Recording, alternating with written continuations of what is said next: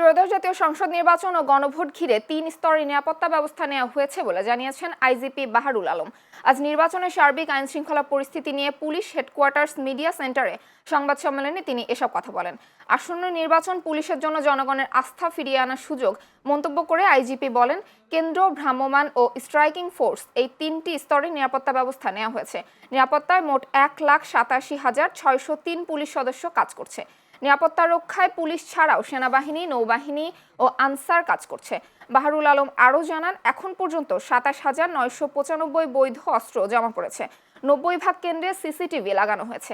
এছাড়া ঝুঁকিপূর্ণ কেন্দ্রে বডি অন ক্যামেরা ও ড্রোন ব্যবহার করা হবে। আমাদের নিরাপত্তা ব্যবস্থা মূলত ৩ ধরনের হবে। নির্বাচন কেন্দ্র ৪২,৭৭৯-তে প্রতি কেন্দ্রে আমরা স্ট্যাটিক ফোর্স কিংবা স্থির ফোর্স থাকবে